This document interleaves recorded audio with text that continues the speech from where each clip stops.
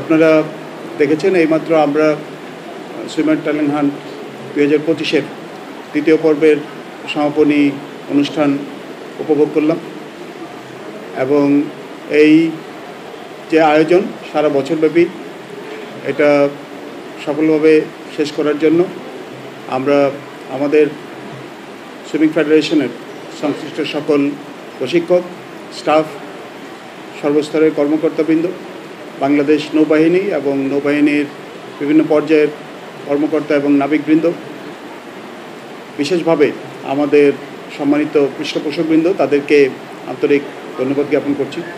আমার বিশ্বাস আমাদের যেই মহতী উদ্যোগ এটা আমরা সফলভাবে তৃতীয় পর্ব সমাপ্ত করতে পারবো ইনশাআল্লাহ।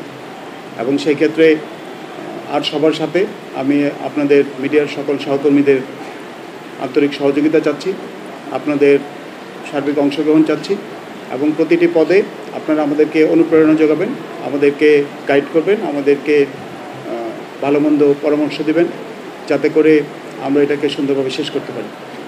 আর এই মহতী উদ্যোগ আমি যেটা বলেছি আমাদের অতীতেও চ্যালেঞ্জ ছিল, সেই চ্যালেঞ্জ মোকাবেলা করেই দেশের সার্বিক বিরাজমান পরিস্থিতির সাথে তাল মিলিয়ে আমরা এই প্রচেষ্টাকে সফল করার চেষ্টা করেছি এবং ভবিষ্যতের যে চ্যালেঞ্জ, আমি মূল চ্যালেঞ্জটা বলেছি তহবিল সংগ্রহ, সেটাকেও আমরা ইনশাল্লাহ চেষ্টা করব সবার সহযোগিতা নিয়ে সফলভাবে যাতে আমরা সমাপ্ত করতে পারি। 2 বছর একটা দীর্ঘ সময়, 2 বছরে অনেক খরচ হবে, তবে আমরা সবাই যদি আন্তরিক থাকি এবং আমরা যদি কয়েকজন ভালো পৃষ্ঠপোষক জোগাড় করতে পারি তাহলে আমার বিশ্বাস আমরা এটা সফলভাবে শেষ করতে পারবো।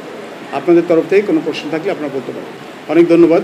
আমরা আমাদের অতীত অভিজ্ঞতা থেকে যেটা দেখেছি, যেটা আমাদের কমিটির আহ্বায়ক রেডমেল মাকসুস উল্লেখ করেছেন, 2016-তে আমরা যেই আয়োজনটা করেছিলাম সেই আয়োজনের ফল হিসাবে আমরা বেশ কিছু উদীয়মান সাঁতারুকে পেয়েছি যারা বিগত 10 বছরে ছেলেরা এবং মেয়েরা তারা বাংলাদেশের সাঁতার অঙ্গনে তাদের প্রতিভার স্বাক্ষর রেখেছে এবং সফলতার পরিচয় দিয়েছে।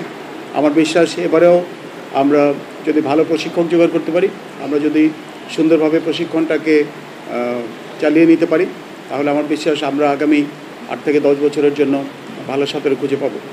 যেই বিষয়টা গুরুত্বপূর্ণ আমরা ওখানে বসে আলোচনা করছিলাম, কার্যনির্বাহী কমিটির সদস্যবৃন্দ এবং সহসভাপতিবৃন্দ তারাও যেটা মতামত দিচ্ছিলেন যে আমরা যদি একজন ভালো প্রশিক্ষক পেতাম, দেশ থেকে হোক বিদেশ থেকে হোক, এবং তাকে যদি উপযুক্ত সম্মানী দিয়ে তাকে যদি আমরা রাখতে পারতাম তাহলে আমার বিশ্বাস আমরা আরও ভালো ফলাফল আশা করতে পারতাম।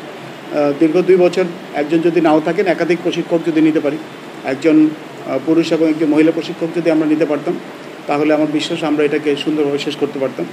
এই সব কিছুর জন্যই যেটা দরকার, যেটা বললাম আমি, তহবিলের প্রয়োজন।